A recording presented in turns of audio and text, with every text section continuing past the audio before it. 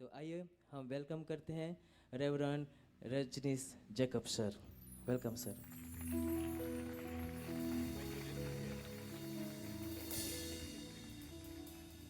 Praise the Lord, praise the Lord.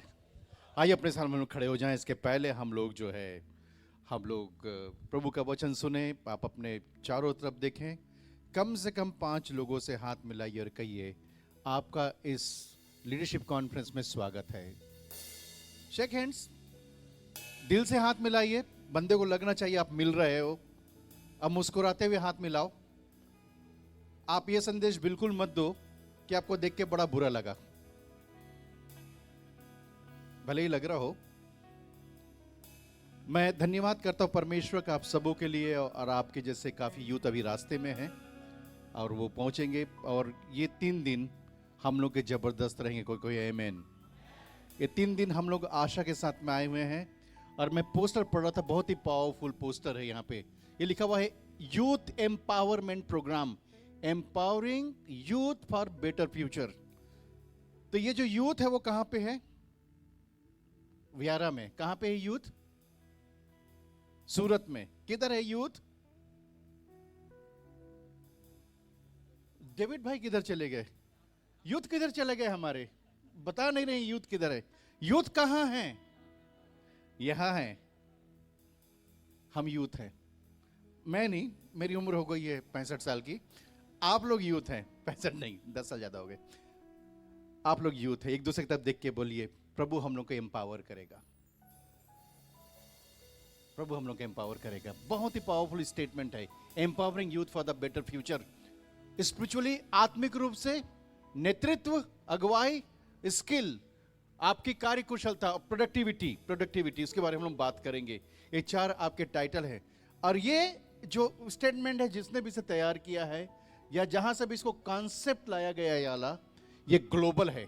ये लखाली गांव का नहीं है, ये ग्लोबल है, विश्वव्यापी है। और आज जो है लोग इसके बारे में मैड्रिड में बात कर रहे हैं, इसके बारे में न्यूयॉर्क में बात कर रहे हैं, इसके बारे में लंदन में बात हो रही है, इसके बारे में ऑस्ट्रेलिया में बात हो रही है। यही चीज तो आप लोग जिस यूथ सेमिनार में आए हुए हैं, वो केवल औपचारिकता या फॉर्मेलिटी नहीं है। नहीं, पास्टर जी कहते हैं दिवाली छुट्टी चल रही है, कुछ करते हैं, चलो करके आ गए। हम लोग कुछ करो करके नहीं आए हैं, हम सचमुच में कुछ करने आए हैं। कोई कहे आमेन। इन 3 दिन में हम लोग कुछ करेंगे। आमेन। इन 3 दिनों में आइए अपने सामने में बैठ जाएं। Thank you so much most respected bishop sir, thank you so much for allowing us to come here. हमारे जितने भी जो Indian national full gospel church federation के तमाम लीडर्स हैं, आप सबका शुक्रिया, धन्यवाद दिल से कि आपने मुझे और पास्टर आशीष को आने का मौका दिया। भाई डेविड का और उनकी पूरी यूथ टीम का, जो कि बराबर जो है हमारे साथ संपर्क में थे और चाहते थे कि हम लोग आएँ। और ये सीजन था मेरे लिए, ये समय खास करके मैं कहीं यात्रा करना नहीं मांग रहा था, क्योंकि मैं बुरे तरीके से यात्रा करके थका हुआ था, क्योंकि मैं ऑलमोस्ट हर हफ्ते मैं यात्रा कर रहा था पूरे इस देश का। कठिन था मेरे लिए, पर चूंकि मैं यहाँ पे एक बार आया हुआ हूँ लखाली, और आप लोगों का जो प्रेम था और आप लोगों की जो मानसिकता और दर्शन है, उसने मुझे मजबूर कर दिया कि चलो मैं इस साल का ये आखिरी ट्रेवल मैं करूंगा। और ये जो है लखाली जो है मेरा आखिरी ट्रेवल है, आप लोगों के बीच में मैं आया हुआ हूँ। और मैं परमेश्वर से मैं गुजारिश करता हूँ, प्रार्थना करता हूँ, प्रभु मुझे इस्तेमाल करे, प्रभु जो है इस्तेमाल करे, और मेरा आना यहाँ पे सफल रहे। और जो टीम और टाइटल है उसके आसपास ही मैं रहूँगा। मेरे को 5 सेशन है मेरे पास में। इन 5 सेशन में जो है मैं 5 बाइबल के चरित्र आपके साथ में बांटूंगा। और जो उद्देश्य है वो मिलता जुलता है। उद्देश्य है आप सभी परमेश्वर के उस नेतृत्व को संभाले, ताकि भविष्य जो है कलीसिया का मजबूत रहे और उज्जवल रहे। आप सभी परमेश्वर के उस नेतृत्व में होकर के जाएं, जहां पे परमेश्वर आपको अपनी महिमा के लिए जबरदस्त रूप में इस्तेमाल कर सके। तो ये 5 दिन जो रहेंगे, मैं 5 बाइबल के जो डिफरेंट कैरेक्टर्स हैं, अलग अलग चरित्र हैं बाइबल के, उनके बारे में मैं बातचीत करूंगा। और यहाँ पे जो एक शर्त रहेगी मेरे प्रचार की, कि आप लोगों को जो है सोना नहीं है। क्या नहीं करना है? सोना है नहीं है। और मैं आपको जगा करके रखूंगा। आपको बीच बीच में जो है, मैं संदेश के बीच में मैं आपको कुछ एक्टिविटीज करने कहूंगा। शर्त ये रहेगी कि आप नोट्स लिख रहे हैं, write down the notes. Notes लिखने के लिए मैं इसलिए आपको प्रेरित करूंगा क्योंकि जब आप लिखते हैं, आप जो सुन रहे हैं वो केवल 5 मिनट के लिए रहता है, पर जो आप लिखते हैं वो जीवन भर के लिए रहता है। What you hear is there only for a moment, but when you write, you have written for your life. और इसी कारण से क्या होता है कि जब भी कभी भी किसी भी स्कूल या कॉलेज में आप जाएंगे, और दुनिया के जो बेस्ट बिजनेस स्कूल्स हैं, जहां से जो है पढ़ करके बड़े बड़े जो लोग हैं निकलते हैं, उन सबको जो एक बात सिखाया जाता है वो है नोट्स लेना। और उनके पास में जो है, अब तो स्मार्टफोन्स आ गए हैं, आईपैड आ गए हैं, पर पहले उन सब के पॉकेट में छोटी डायरियां होती थी, पेन होता था जिससे लोग नोट्स बनाया करते थे। और याद रखिए, आपको कहानी पूरी नहीं लिखनी है, वो पॉइंट लिखने हैं जो आपको लगा कि ये बेहद आपके लिए जरूरी है। मेरे पास अब बहुत सारे पॉइंट्स हैं जो मैं लिखता था, और मैं उसको सुनता था और लिखता था, और उसने जो है मेरी सेवकाई को बदला, मेरे दृष्टिकोण को बदला। अब मैं अपनी जीवन की गवाही भी आपके साथ में शेयर करूंगा कि कैसे, किस बैकग्राउंड से, किस पृष्ठभूमि से मैं आया हूं। पर बहरहाल छोटी सी बात है कि जब मेरा जो है उम्र 17 साल का हुआ, मेरी माँ की डेथ हो गई थी। जब मैं 21 साल का हुआ, मेरे पिताजी की डेथ हो गई। और वो दौर था जबकि हम लोग बहुत गरीबी में से होकर के गए, और लोगों ने जो है हमारे विषय में बात करना बंद कर दिया कि उनको लगता था कि ये कुछ काम के नहीं है, ना तो इनका एजुकेशन हो रहा है। क्योंकि मैं उसी समय बीमार भी पड़ा जब मैं 17 साल का था। अब बीमारी कारण से मैं बीकॉम फर्स्ट ईयर में जब मैंने एडमिशन लिया था, मैं एग्जाम नहीं लिख पाया, मैं फेल हो गया। तो लोगों को लगा शायद कि तो फेल भी हो गया, इनके पेरेंट्स भी नहीं है, ये जिंदगी में कुछ नहीं कर पाएगा। पर वो बातें जो मैं कलीसिया में बैठकर नोट किया करता था, उसने मुझे यहां तक पहुंचाया है। हालेलुया। और मैं शेयर करूंगा अपनी सक्सेस स्टोरी, और साथ ही क्राइसिस या संकट जिससे होकर के मैं गया। पर नोट्स बेहद जरूरी है। और एक जो नोट्स जो मैंने लिखा था, जिसको मैं फॉलो करता हूं, वो लिखा था मैंने, it's good to be captain of your own boat then to be crew in the ship. कि ये बहुत बढ़िया होगा कि आप अपनी नौका के मालिक बनिए, बजाय इसके कि आप एक बड़े जहाज में कर्मचारी हैं। आप अपने नौका के मालिक बनिए, इसके बजाय कि आप किसी जहाज में कर्मचारी बन जाइए। और वो स्टेटमेंट था जिसको मैंने लिखा था बहुत पहले, और उसके आधार पे हम लोगों ने अपना काम शुरू किया, और जो है ये सेवकाई लगातार बढ़ते चले गई। मैं शेयर करूंगा आने वाले समय में कि कैसे जो है आपके नोट्स आपकी जिंदगी में काम करते हैं। Every leader must take a note. हर एक अगुवे को लिखना बेहद जरूरी थी। इस समय में आप जरूर लिखेंगे, मैं साथ में निकाल लेंगे प्रभु के वचन से। हम लोग जो है करीब जो है 13 चैप्टर हम लोग पढ़ेंगे आज पहले सेशन में। उत्पत्ति किताब उसका 37 अध्याय से हम लोग आरंभ करेंगे। उत्पत्ति 37 हम लोग जो है एक साथ मिलके इसे हम लोग पढ़ेंगे। उत्पत्ति किताब उसका 37 अध्याय, उत्पत्ति 37, जेनेसिस चैप्टर 37। और यहां पे जो है आपको बैकग्राउंड मिलेगा। तो हम लोग पहले 11 पद एक साथ मिलकर पढ़ेंगे। Let's read it together. आइए प्रभु के वचन से हम लोग मिलकर के एक साथ पढ़ें, चाहे आप जो है इसे गुजराती में पढ़े या हिंदी अंग्रेजी में, पर हम लोग एक साथ मिलकर पढ़ेंगे। आइए मिलकर पढ़ें पहले 11 पद। याकूब तो कनान देश में रहता था, जहां उसका पिता परदेशी होकर रहा था। याकूब के वंश का वृत्तांत यह है, याकूब 17 वर्ष का होकर अपने भाइयों के संग भेड़ बकरियां चराता था। वह लड़का अपने पिता की पत्नी बिल्हा और जिल्पा के पुत्रों के संग रहता था। उनकी बुराइयों का समाचार अपने पिता के पास पहुंचाया करता था। इज़राइल अपने सब पुत्रों से बढ़कर यूसुफ से प्रीति रखता था, क्योंकि वह उसके बुढ़ापे का पुत्र था, और उसने उसके लिए एक रंग बिरंगा अंगरखा बनवाया। परंतु जब उसके भाइयों ने देखा कि हमारा पिता हम सब भाइयों से अधिक उससे प्रेम रखता है, तब वे उससे बैर करने लगे और उसके साथ ठीक से बात नहीं करते थे। यूसुफ ने एक स्वप्न देखा, अपने भाइयों से उसका वर्णन किया, तब वे उससे और भी द्वेष करने लगे। उसने उनसे कहा, जो स्वप्न मैंने देखा है उसे सुनो। हम लोग खेत में पुले बांध रहे हैं, और क्या देखता हूं कि मेरा पुला उठकर सीधा खड़ा हो गया। तब तुम्हारे पुलों ने मेरे पुलों को चारों तरफ से घेर लिया और उसे दंडवत किया। तब उसके भाइयों ने उससे कहा, क्या सचमुच तू हमारे ऊपर राज करेगा, या क्या सचमुच तू हम पर प्रभुता करेगा? इसलिए वह उनके सपनों और उनके बातों का उनसे और भी अधिक बैर करने लगे। फिर उसने एक और स्वप्न देखा और अपने भाइयों से उसका वर्णन किया। सुनो, मैंने एक और स्वप्न देखा है कि वो सूर्य, चंद्रमा और 11 तारे मुझे दंडवत कर रहे हैं। इस स्वप्न का उसने अपने पिता और भाइयों से वर्णन किया। तब उसके पिता ने उसको डांट कर कहा, ये कैसा स्वप्न है जो तूने देखा है?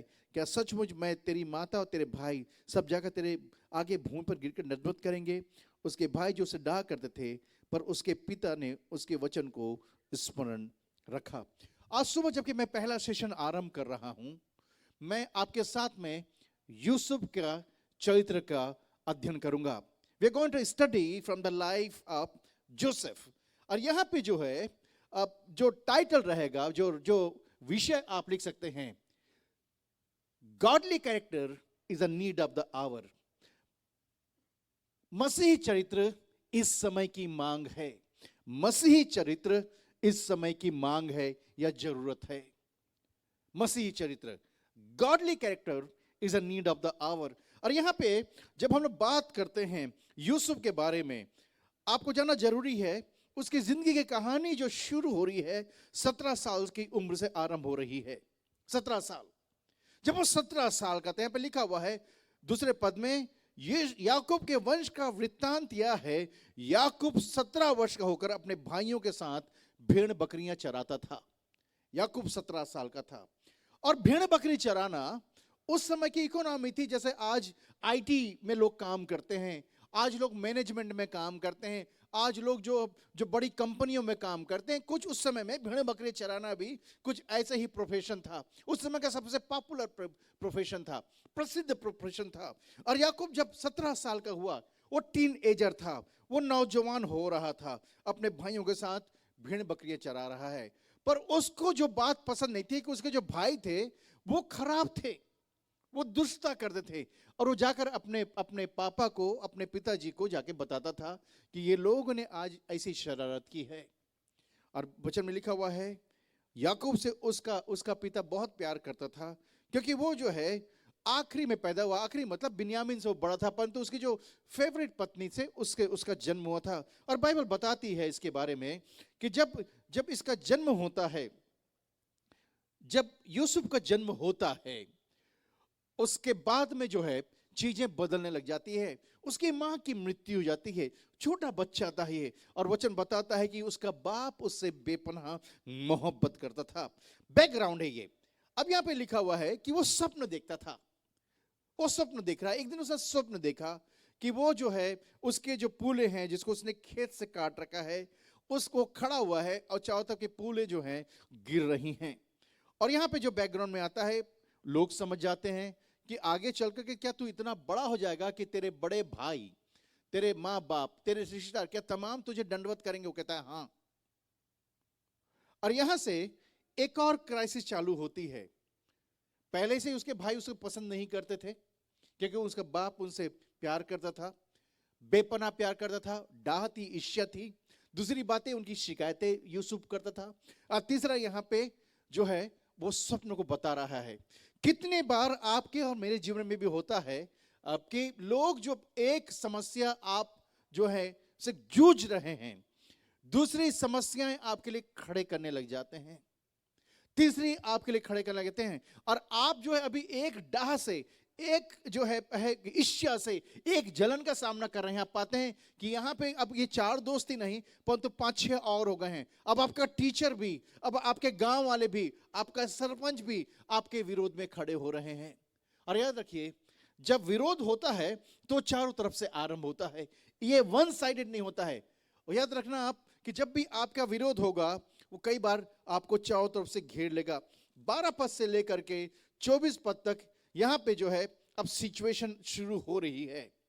The crisis begin to attack Joseph. अब यहां पे जो है संकट इंटेंसिफाई हो रहा है, संकट बढ़ रहा है। अभी तक क्या हो रहा था कि यूसुफ घर के अंदर में है, घर के अंदर में उसके भाई लोगों से घृणा करते हैं। अब वो जो है 17 साल की उम्र में उसके साथ में एक नया संकट खड़ा होता है। 12 से 24 पद में लिखा हुआ है यहां पे कि वो जो है एक दिन जब वो भेड़ बकरियां चरा रहा था, वहां पे उसके भाई उसको पकड़कर पीटते हैं, उसको मारते हैं, उसको जो है मार कर जो है जान से मारने की कोशिश करते हैं और एक गड्ढे में डाल देते हैं। आइए हम लोग जो है यहां पे उन पदों को हम लोग पढ़ना आरंभ करेंगे। 20 पद को पढ़ लीजिए। हम लोग की जिनके पास बाइबल है, आप हिंदी में या गुजराती में आप 20वें पद को ऊंची आवाज में कोई भी एक भाई या बहन पढ़ दें। वर्स 20, 20 पद, 37 का 20।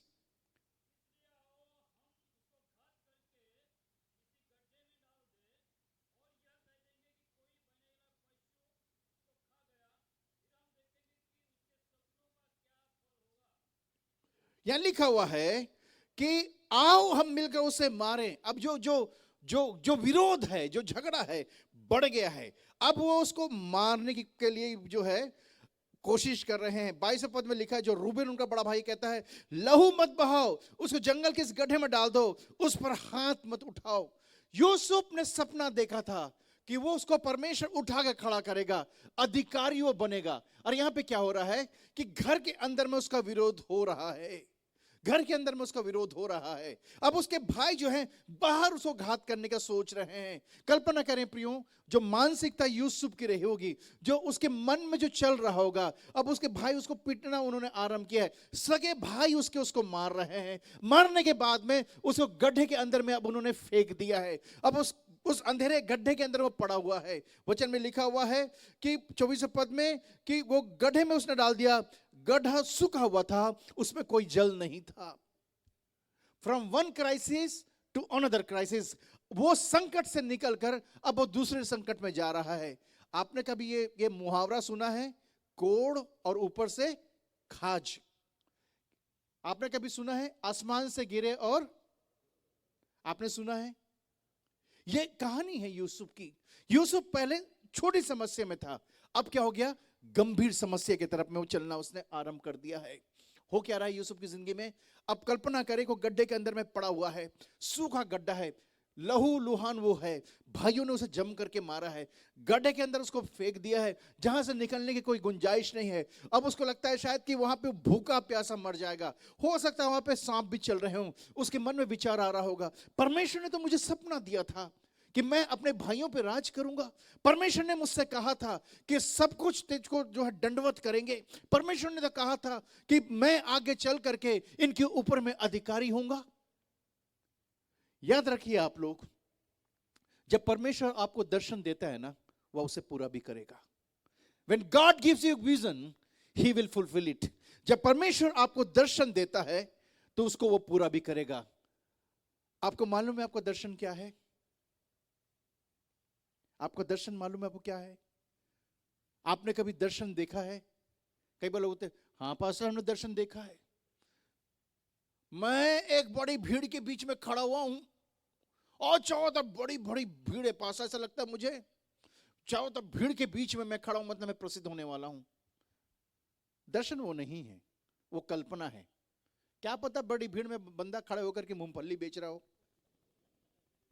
भीड़ में खड़े होने से कुछ नहीं होता है, भीड़ में तो मूंगफली बेचने वाले भी खड़ा होता है। वो दर्शन नहीं है, वो कल्पना है। अपने पड़ोसी की तरफ देखकर बोले, आप अपना दर्शन जरूर लिखिए। दर्शन कहां से मिलेगा पता है?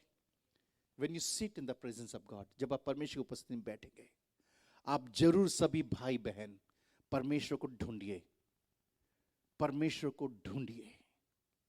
गॉड इज रियल, परमेश्वर वास्तविक है, वो कल्पना नहीं है।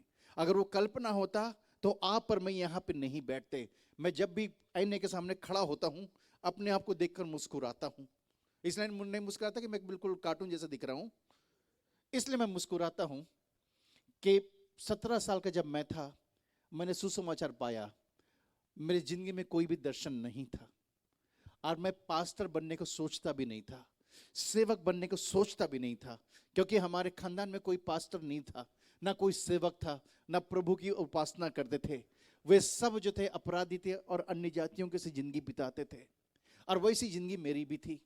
पर मैं बदल गया। तो जब मैं आईने के सामने खड़ा होता हूं तो मैं अपने आप देख के मुस्कुराता हूं और कहता हूं कि परमेश्वर अगर तू वास्तविक नहीं होता तो मैं नहीं बदलता। अगर आपका परमेश्वर वास्तविक नहीं होता तो आप यहां पे नहीं आते, क्योंकि आपको लाने के लिए केवल परमेश्वर के पास ही ताकत है। किसी धर्म, किसी ईश्वर, किसी देवता, किसी फिलॉसफी, किसी साइंस में नहीं है। अगर मैं ईश्वर की सेवा कर रहा हूं तो उसकी सामर्थ्य के कारण से कर रहा हूं, क्योंकि वही मुझे यहां तक लेकर के आ सकता था कि उसकी मैं सेवकाई करूं। अदरवाइज हम लोग में से कोई भी बदलता नहीं। जिंदगी का बदलना सबसे बड़ा चमत्कार है, अरे वास्तविकता है। सो आप अपने जीवन में समय निकालिए और परमेश्वर से पूछिए आपके लिए उसके पास में क्या योजना है। पर एक दर्शन जो प्रभु ने दिया है, यिर्मयाह किताब 29 अध्याय 11 पद, आइए मिलकर पढ़ें, उसको अंडरलाइन कर दें। यिर्मयाह 29:11, जहां पे आपके लिए प्लान है। यिर्मयाह 29:11, आपके लिए परमेश्वर ने प्लान दे रखा है। आइए मिलकर एक साथ हम लोग पढ़ें क्या लिखता है यहां पे। Let's read it together. आइए एक साथ मिल जाए, भाई के साथ सब मिलकर ऊंची आवाज में पढ़ेंगे आप, ताकि आपके कान आपको सुनने पाए। Let's read it in a loud voice, ऊंची आवाज में हम सब एक साथ मिलकर पढ़ें।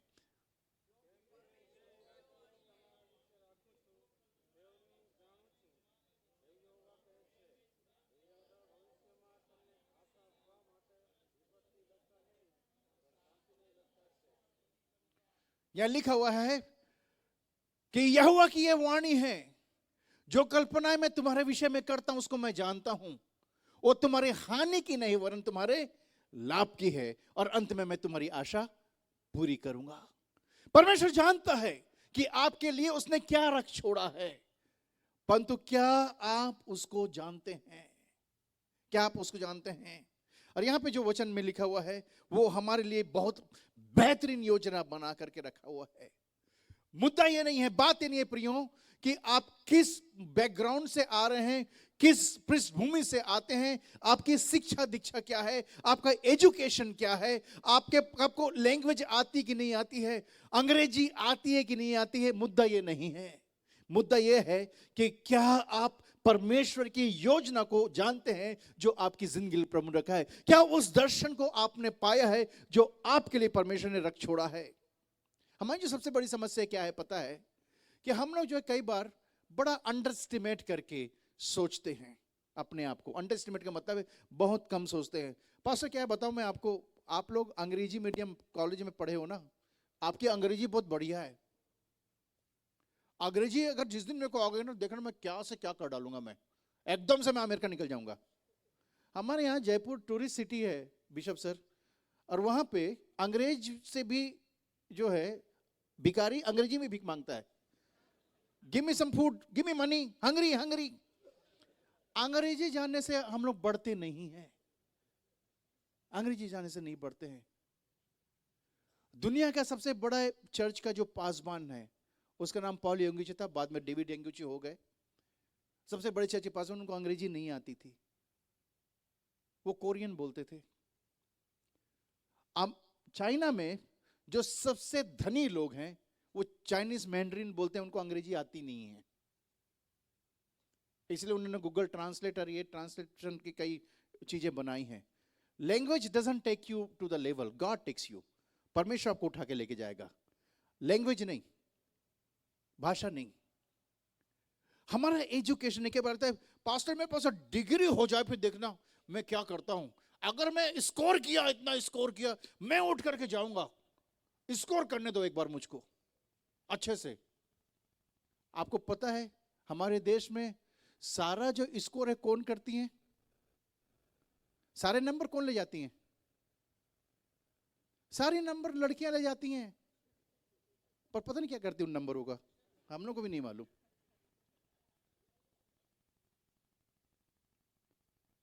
इट्स नॉट द एजुकेशन, आपकी शिक्षा नहीं है। अगर आप सोचते पास्टर क्या है, एक्चुअली में क्या हो गया, मेरे साथ थोड़ी मिस्टेक हो गई। मेरी मम्मी पापा क्या है कि उनको मुंबई का था काम का ऑफर, पर वो यहीं रह गए वियारा के पास एक छोटे से गांव में। तो वो जो है ना, वो क्या बैकग्राउंड मेरा ऐसा हो गया कि मैं यहीं का रह गया, मैं जा ही नहीं पाया मुंबई। अगर मुंबई में पैदा होता तो फिर देखो क्या होता है ना, बेबी वहां पे करता हो बीड़ू, ऐसा ऐसा करके चलता टेढ़ा बांका होके। मुंबई में देखो लोगों को आप, क्या कर रहे हैं बेचारे? कोई पटरी में सो रहा है, कोई पेड़ के नीचे सो रहा है, कोई शेड के नीचे पड़ा हो। जाइए आप मुंबई में, मारा मारी है, ट्रेन में बंदा अपने आप चढ़ जाता है, अपने आप उतर जाता है, उसे चढ़ने की जरूरत ही नहीं पड़ती, इतनी भीड़ है।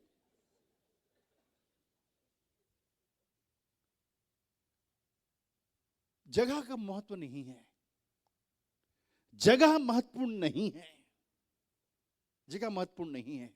आप जहां भी हैं वो परमेश्वर की योजना है, और जिस जगह में आप हैं इस समय में वो एक मोमेंट है, एक टाइम है जहां पे आप हैं, पर यहां से परमेश्वर आपको कहीं लेकर के जाना चाहता है।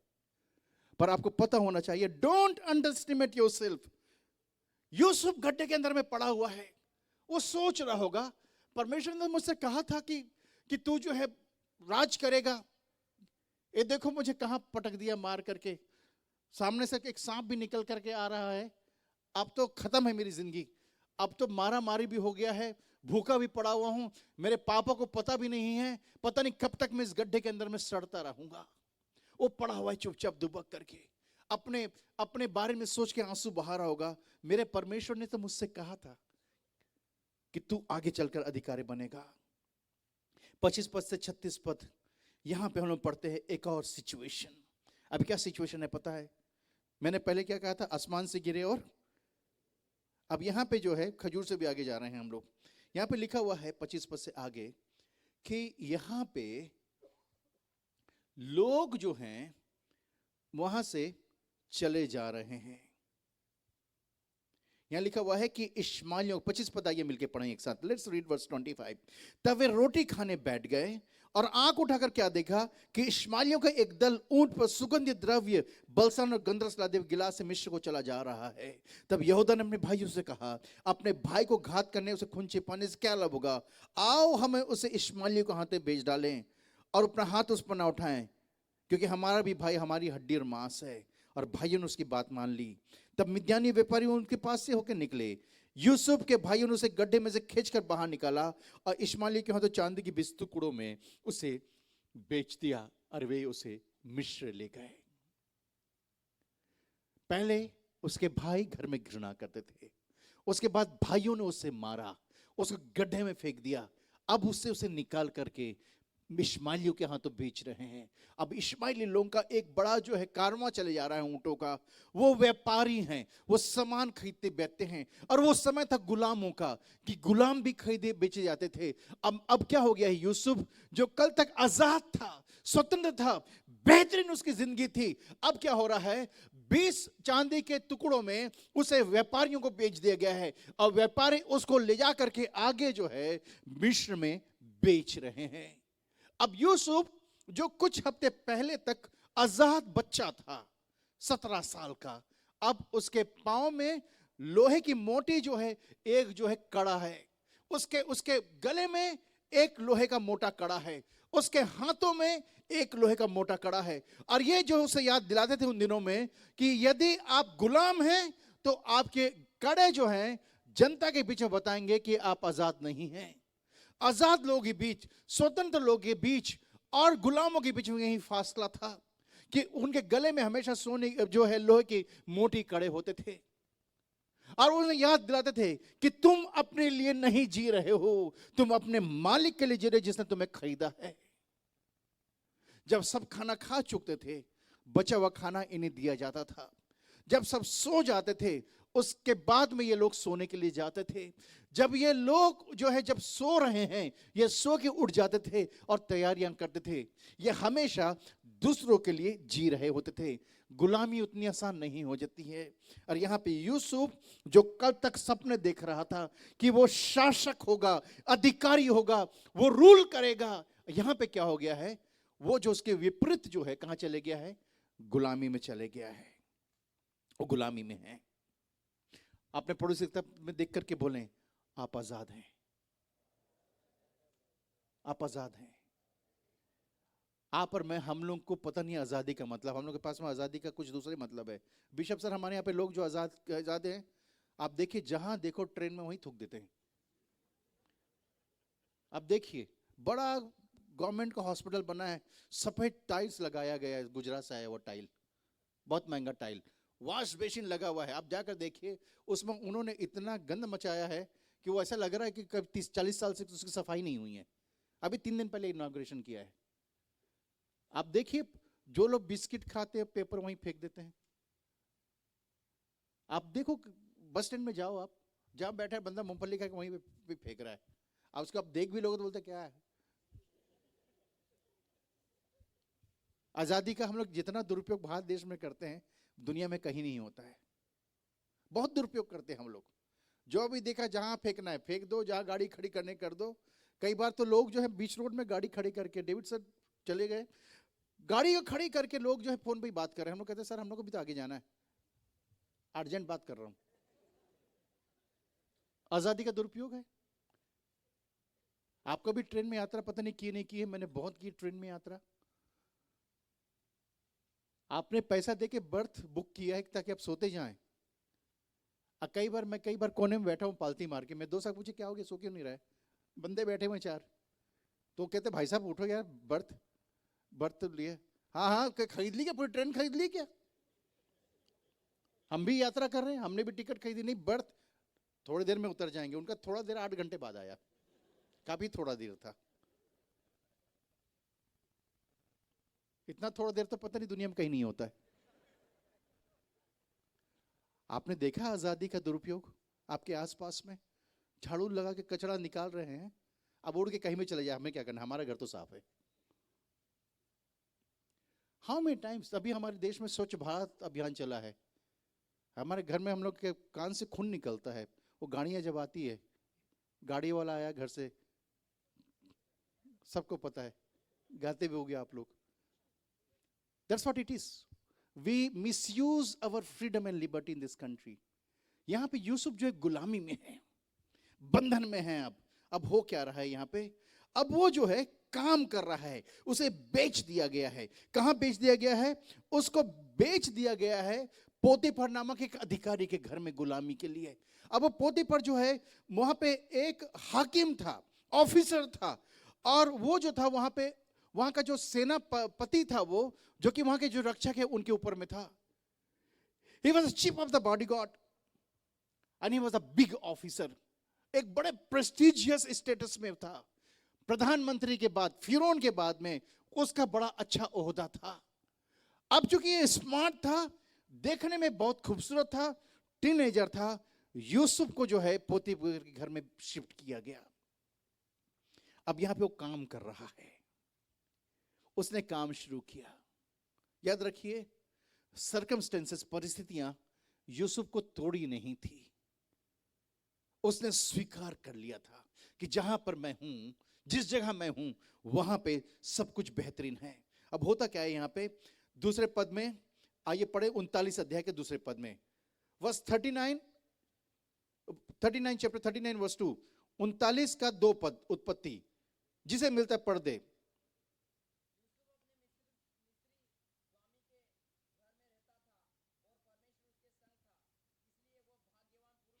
यहां लिखा हुआ, यूसुफ अपने मिस्री स्वामी के घर में रहता था और यहोवा उसके संग था, इसलिए वह भाग्यवान पुरुष हो गया। तीसरा पद आइए मिलके पढ़ें। लेट्स रीड इट, आइए मिलके पढ़ें। कोई भी पढ़ दे ऊंची आवाज में, हम साथ पढ़ेंगे। तीसरा पद ही पढ़ेंगे।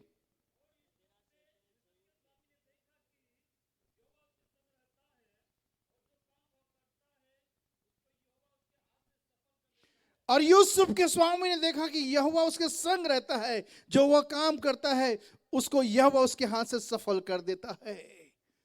अब यहां पे यूसुफ जो है गुलाम है, बंधुआई में है।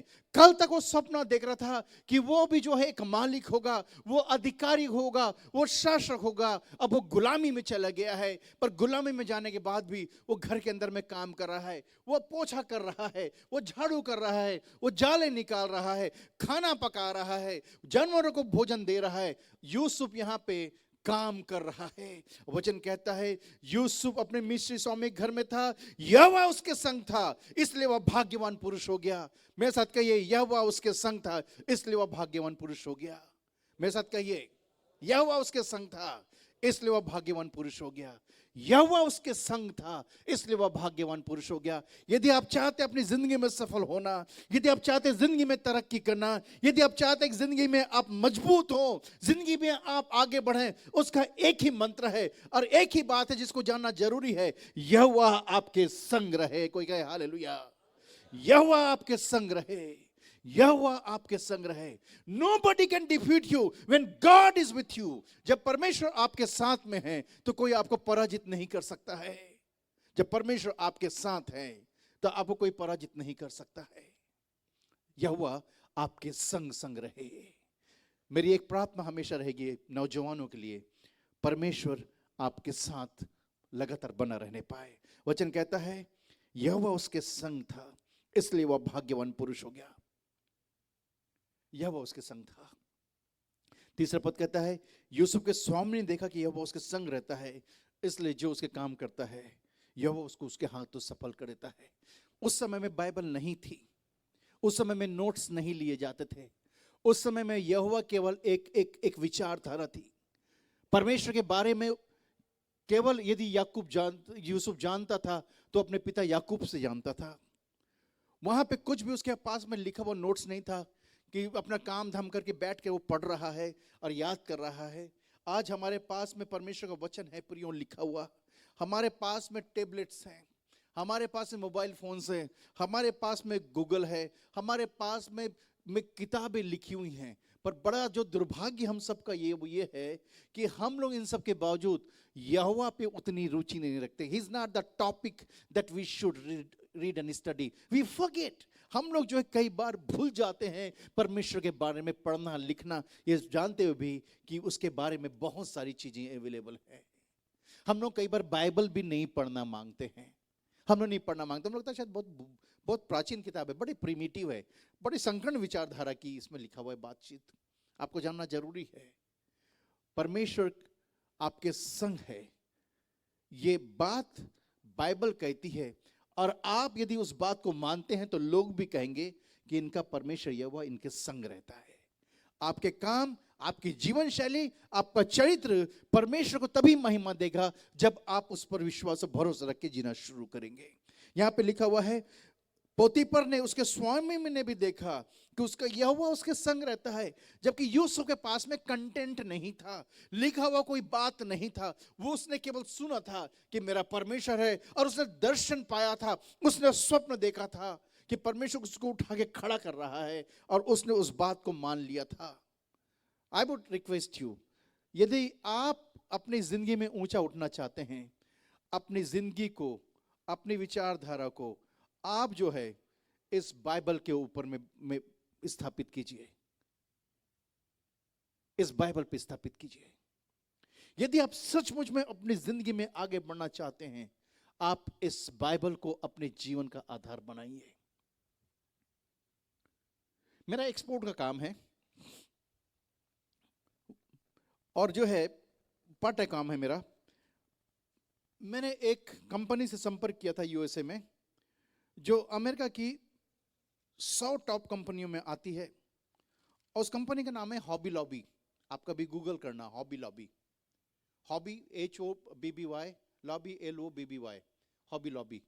हॉबी लॉबी जो कंपनी है अमेरिका के 100 बेहतरीन कंपनियों में आती है, और करीब पहले जो 20 जो अरबपति हैं, अमेरिकन अरबपति है, उसमें उसके मालिक की गिनती आती है। उसका नाम है डेविड ग्रीन। डेविड ग्रीन वहां का अरबपति है, जैसे कि बिल गेट्स हैं, वॉरेन बफेट है, सैम वॉल्टन है, वैसे ही जो है डेविड ग्रीन का भी नाम आता है।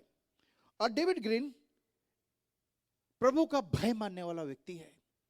जब उसने अपने बिजनेस की शुरुआत की थी तो उसने अपने घर के एक छोटे से गैरेज में की थी, और वो जो था पेंटिंग के चित्र बनाने की, चित्रकला के सामान बेचता था, फूल बेचता था, हॉबी के जितनी भी चीजें आती वो बेचा करता था, छोटे छोटे कपड़े बेचा करता था। पर उस समय जब उसने अपना जीवन शुरू किया, उस समय में उसके हाथ में बाइबल होती थी। वो परमेश्वर का भय मानता था, उसके माता पिता ने उसको बाइबल पढ़ना सिखाया था, और प्रभु का भय मानता था। तो अपने घर में उसने छोटा सा जो है एक व्यापार शुरू किया। छोटी छोटी चीजों को अपने घर के एक छोटे से कमरे में बेचा करता था, वो और उसकी पत्नी। आज जो है वो विश्व के 700 बड़े स्टोर का मालिक है। 700 बड़े स्टोर, जैसे आपके रिलायंस के बड़े बड़े स्टोर्स होते हैं, जैसे डी मार्ट का स्टोर होता है, वैसे उसका कुछ बड़ा स्टोर है। और अमेरिका में जो है 100 सबसे बड़ी कंपनी, उसी कंपनी का नाम है। पर आज जबकि वो इतना बड़ा हो गया है, आज भी उसके हाथ में बाइबल होती है। तो जब आप उसके नाम डालोगे गूगल में, डेविड ग्रीन, तो उसके जो फोटो है आप बाइबल के साथ ऐसा पाओगे। बाइबल उसके हाथ में आपको मिलेगी। पर वो है उद्योगपति, वो स्टीव जॉब्स, बिल गेट्स, ये सब एक साथ उठते बैठते हैं, पर उसके हाथ में हमेशा बाइबल मिलेगी। और वो बाइबल रातों दिन आज भी पढ़ता है। बाइबल वो आज भी रातों दिन पढ़ता है। जो हैंज, जो टमेटो केचप बनाने वाली कंपनी है, उसका जो मालिक है, जब भी यात्रा करता था ट्रेन में, वो बाइबल पढ़ते रहता था। तो लोग उसे पूछते थे, तुम बाइबल क्यों पढ़ते हो, ये तो धार्मिक ग्रंथ है। वो कहता था, ये धार्मिक ग्रंथ नहीं, ये परमेश्वर की योजना है मेरे लिए, और उस योजना को जानने का मुझको अधिकार है, और मैं चाहता हूं कि इस योजना को मैं जानूं। नौजवानों, ये धार्मिक ग्रंथ नहीं है, ये परमेश्वर की महान योजना है, जो आपको जो है पाप से निकालकर मसीही बनाएगी और अनंत जीवन तक पहुंचाएगी। जब आप इस बाइबल को पढ़ेंगे, आपकी जिंदगी में परिवर्तन होना शुरू होगा। आपके वैल्यूज बदल जाएंगे, आपका दृष्टिकोण बदल जाएगा, और आपका चरित्र लगातार बदलता चला जाएगा। Read the word of God daily, read the word of God daily.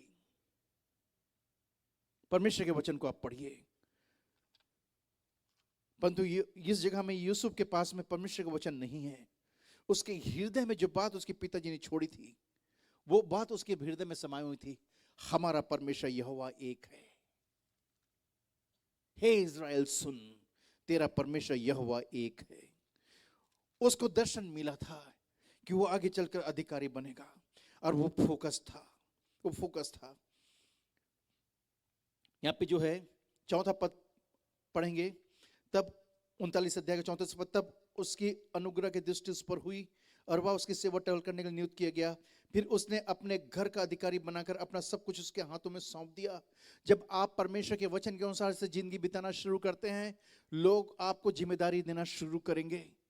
आप चाहे प्रोफेसर हो, लेक्चरर हो, टीचर हो, चाहे आप काम करते छोटे स्टोर में कर्मचारी हो, जहां पर भी आप हो, इस समय में आप परमेश्वर के वचन के अनुसार से जीना शुरू करेंगे, लोग आपको अधिकारी बनाना शुरू करेंगे। आप इस वचन के अनुसार से जीना शुरू करेंगे, लोग आपको जिम्मेदारी देना शुरू करेंगे।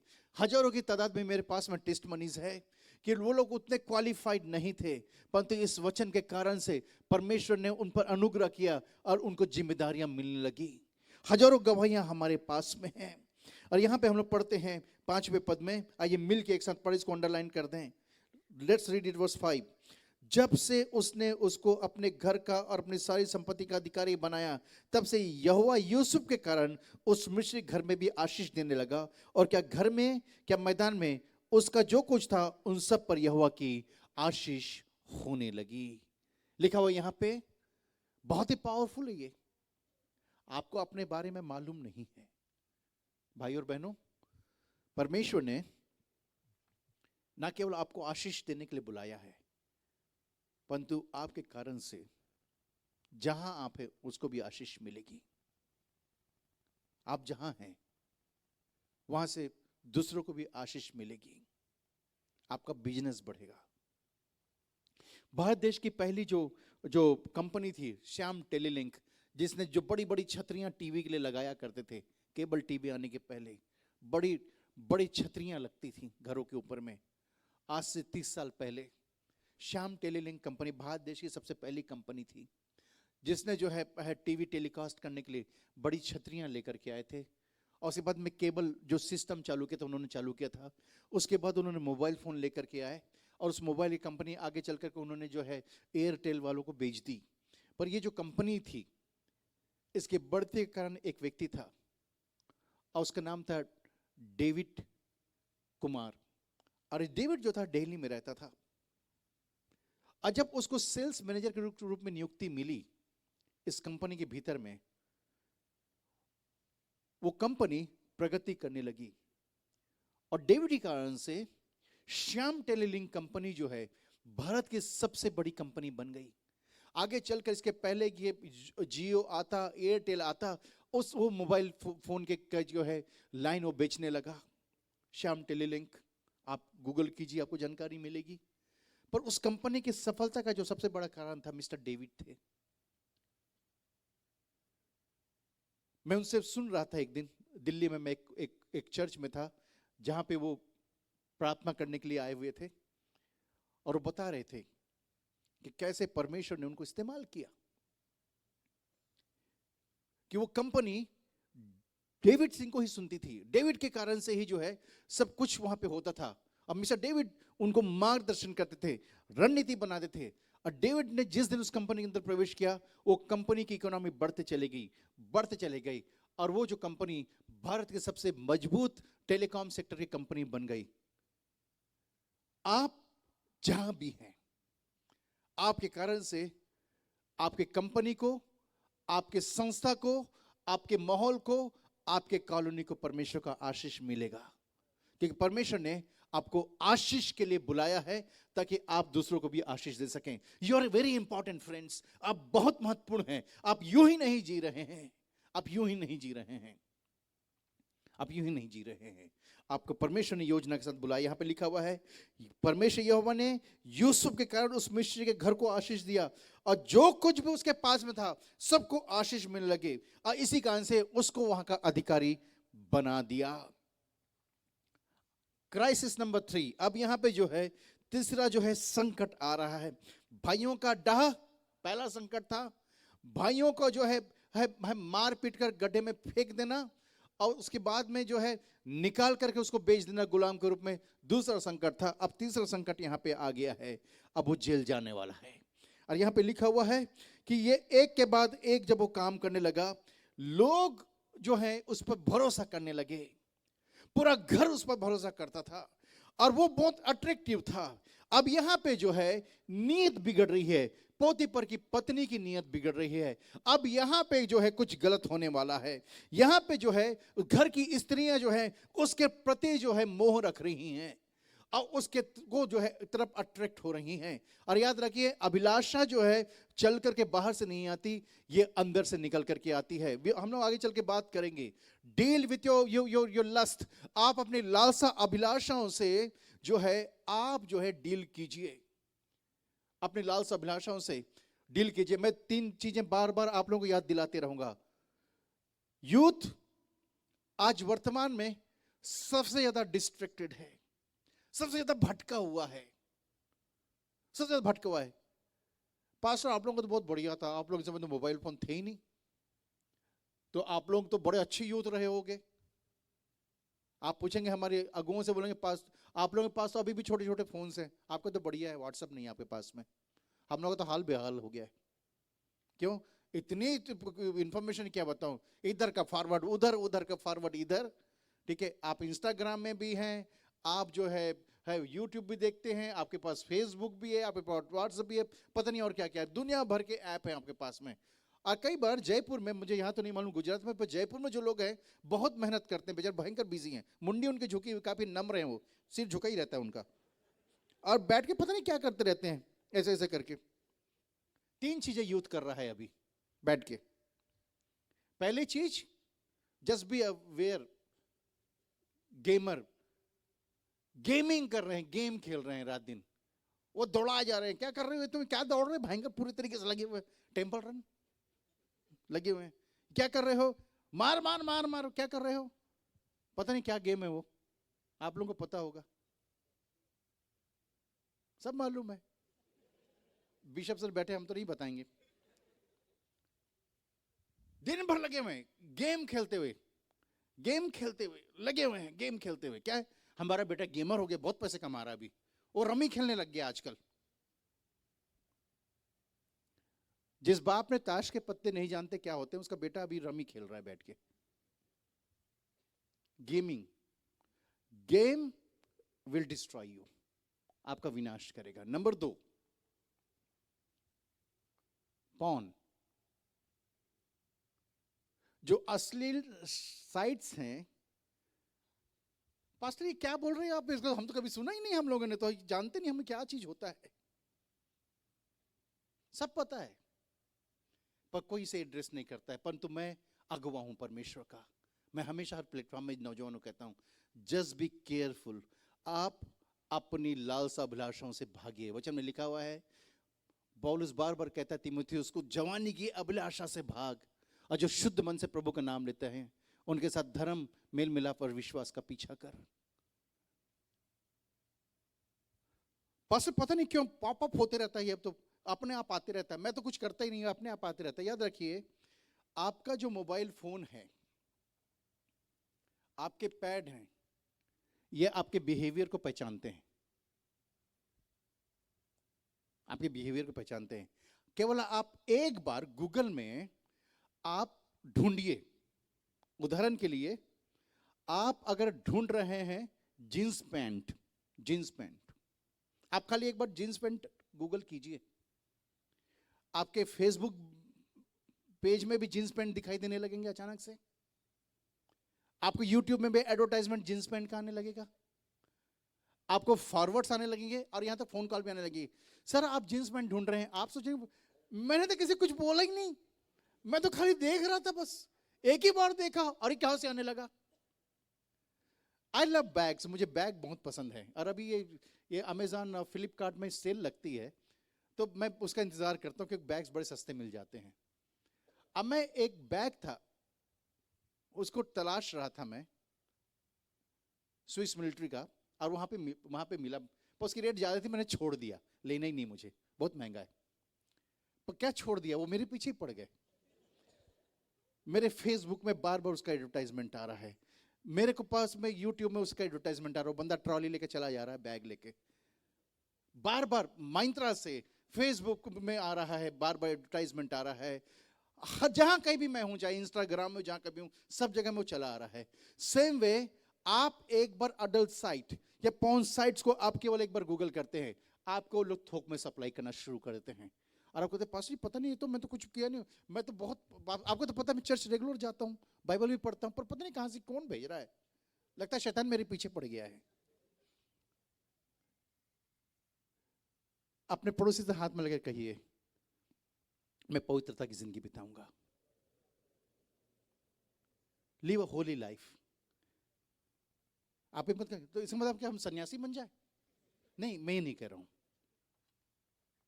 वचन पढ़िए, यूसुफ का सबसे पहला जो यहां पे स्टेटमेंट मैं देना चाहूंगा, अगर पॉइंट आप लिख रहे हैं उसमें, ही न्यू हिज वैल्यूज, उसको बाइबल के मूल्य मालूम थे। मूल्य को अंडरलाइन कर दीजिए, वैल्यूज। वैल्यूज वैल्यूज या मूल्य जो शब्द है उसका अर्थ होता है कि आपके पास में नैतिकता का आधार है। यूसुफ को पास नैतिकता का आधार था। He knew his values. Values क्या थी? I am not going to compromise, मैं समझौता नहीं करूंगा, मेरे कुछ वैल्यूज हैं, मेरे कुछ मूल्य हैं, मेरे कुछ सिद्धांत हैं जिसको मैं कभी भी समझौता नहीं करूंगा, कभी भी समझौता नहीं करूंगा। और उसका मूल्य क्या था कि वो जो है जिस मकान में रहता है, जिस मालिक के घर में रहता है, वहां पे कोई भी अनैतिक काम नहीं करेगा। और यहां पे जो है हम लोग इसके मूल्य को देखेंगे। आइए हम लोग पढ़ लें 6वां पद। आइए मिलके एक साथ हम लोग ऊंची आवाज में पढ़ें सभी लोग। इसलिए उसने अपना सब कुछ यूसुफ के हाथ में यहां तक छोड़ दिया कि अपने खाने की रोटी को छोड़ वह अपनी संपत्ति का हाल कुछ न जानता था। यूसुफ सुंदर और रूपमान था। यूसुफ सुंदर और रूपमान था। यहां पे लिखा हुआ है वो सुंदर और रूपमान था। और क्या होता है यहां पे? अनैतिक संबंध बनाने के लिए पोतीफर की वाइफ उससे बात करती है। Illicit affair. आज हमारे देश में घर टूट रहे हैं, घर टूट रहे हैं अनैतिक संबंधों के कारण से। अब मोस्टली अनैतिक संबंध कहां से शुरू हो रहे हैं पता है आपको? सोशल जो प्लेटफॉर्म है वहां से। यह तीसरा बड़ा श्राप है जो हम लोग को मिला हुआ है। सोशल मीडिया प्लेटफॉर्म अगर आपको जानकारी नहीं कैसे इसको हैंडल करना है तो आप पूरे दिन और रात काट सकते हैं। आप फेसबुक में लिखते रहिए, ठीक है, आप जो अपनी फोटो डालते रहिए। पता नहीं क्यों ऐसा लोगों के साथ में हो गया, मैंने पहले भी शायद शेयर किया होगा कि पहले एक समय था, लीडर्स आप लोगों के साथ भी हुआ होगा, कि जब कभी भी शादी की बात होती थी तो लड़की जो होती थी उसके घर में लड़के वाले जाते थे, तो बेचारी लड़की पल्लू अल्लू करके ट्रे में खाना वाना पकवान वकवान बना के लेके आके सबको खिलाती थी।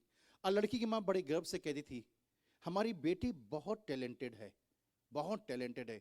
ये जो चाय आप पी रहे इसने अपने हाथों से बनाया, ये सारे पकवान उसने अपने हाथों से बनाए, ये गुजिया, ये खाखरा, ये पापड़ा, ये सब कुछ उसने बनाया है, बहुत टैलेंटेड है।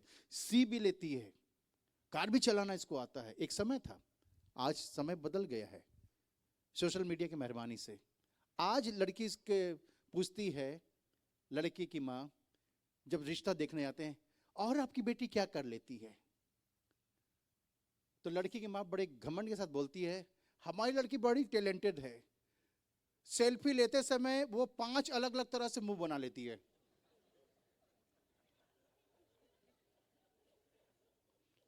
मैं तो आज तक समझ नहीं पाया, जो ये फेसबुक में फोटो डालते टेढ़ा मुंह करके, क्या एक्सीडेंट हो गया आपका, कहीं गिर गए थे? But that's what it is. Social media के मिसयूज के कारण से बहुत सारे घर आज तबाह हो रहे हैं, बहुत सारे अनैतिक संबंध है। व्हाट्सएप में हाय आया नहीं, रिश्ते चालू हो गए। व्हाट्सएप में जो है लोग उल्टे सीधे फोटो लगा करके एक दूसरे को ब्लैकमेल भी कर रहे हैं। Youth don't get distracted. आप उनसे उस दिशा से निकलिए। आपकी जो फोटो है वही फोटो ओरिजिनल रखिए। अभी कुछ एक नया निकला हुआ है, उसको उसमें से वो हटाने कहते हैं, मैं भूल गया, ठीक है। लोग जो है फोटो को थोड़ा अच्छा करके लगा देते हैं अपना, ठीक है, सब मालूम होगा आपको, बताओगे नहीं पर, ठीक है, पर ये है, ये फैक्ट है, ये फैक्ट है। रील बना बना करके कितने लोगों के डाइवोर्सेस हो गए हैं। अभी मुझे याद है, अभी मैं हमारे चर्च में एक नया परिवार आया है, हिंदू परिवार से। उनकी एक प्रॉब्लम है, वो कहते हैं साहब हमारी बेटी की शादी जो है 12 साल पहले हुई थी, खूबसूरत थी वो, पर हस्बैंड का कोई के साथ कोई खास उसका वो नहीं था, केमिस्ट्री नहीं थी, हस्बैंड काम में ही बिजी रहता था, पर इसको रील बनाने का बहुत शौक था। तो वो जो है मोबाइल रख के वो डांस कर करके रील बनाया करती थी, टैलेंटेड डांसर थी, तो उसकी रील लोग लाइक करने लगे, और एक बंदा कुछ ज़्यादा ही लाइक करने लगा उसकी रील को। एक दिन उसके साथ भाग गई वो, ठीक है। बाद में पता चला कि वो तो बिल्कुल छोटा सा सेल्समैन था, जो कपड़े की दुकान में कपड़े काटता था, कपड़े बेचा करता था। हस्बैंड क्या है, हस्बैंड एक बहुत बड़ी कंपनी में इंजीनियर है, पर देखिए आप सोशल मीडिया ने क्या कर दिया, उसका घर तबाह। अब वो कहते सर आप प्रार्थना करो कि वो बच्ची घर लौट के आ जाए, 3 महीने से घर नहीं है, गायब है घर से, उसके साथ रहती है। दुनिया में ये हो रहा है। हम लोग विश्वासी लोग हैं, हम लोग परमेश्वर के पवित्र लोग हैं। Will not be bought by the social media. ये जो सोशल मीडिया है, ये हमारे घरों को, हमारे चरित्र को, हमारे जीवन शैली को, हमारे दर्शन को तबाह ना करे। यहाँ पे यूसुफ जो है फोकस्ड है, यूसुफ का ध्यान केंद्रित है, यूसुफ जो है यहाँ पे वैल्यूज के अनुसार से काम कर रहा है, और वो यहाँ से वो जो है किसी भी तरह से अनैतिक संबंध में जाना नहीं चाहता है।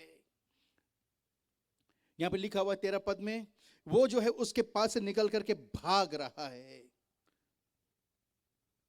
भाग रहा है। वचन लिखा हुआ है, यूसुफ ने, आप इस पूरे पोर्शन को पढ़िए, आप यहां जानकारी मिलेगी, उसका जो वैल्यूज था, उसका जो देखने का नजरिया था जिंदगी को, उसकी जो फिलॉसफी थी, उसके जो सिद्धांत थे, वो मजबूत थे। और यहां पे वो कभी भी समझौता नहीं कर रहा है। अब यहां पे वो नहीं कर रहा है कि जस्ट लेट्स चिल। लगता है शायद कि मेरी जिंदगी में अब जाके जो है अच्छी चीजें होने लगी हैं। मेरे को तो अपने लोगों ने ठुकराया है, मुझे उन्होंने मारा पीटा, उन्होंने मुझे गड्ढे में फेंक दिया, फिर मुझे बेच दिया, अब मैं गुलाम हो गया हूं। पर गुलामी के मध्य में अब मेरे को जिंदगी का ब्रेक आया है। मेरी मालकिन जो है मुझसे कहती है कि तुम जो है मेरे साथ में रहे, मुझको अब यहां पे जो सुविधाएं मिलेगी, मेरा फेवर हो रहा है। अब उसको वो जो है अपना छोटा कंफर्ट नहीं ढूंढ रहा है। याद रखिए, अपने जीवन के संकट में यदि आप समझौता ये सोचकर करते हैं कि ये छोटा सा जो मुकाम आया है शायद यही आपको सबसे ज्यादा आराम देगा, तो ये आपकी असफलता का सबसे बड़ा कारण होगा। Don't look for temporary comfort in the midst of serious crisis. आप गंभीर समस्या के मध्य में आप छोटे छोटे आराम की जगह मत ढूंढिए। आप अपना ध्यान उस दिशा में लगा कर रखिए जिसके लिए परमेश्वर ने आपको बुलाया है। यहां लिखा हुआ है कि उस पर अब जो है तीसरा संकट आ गया।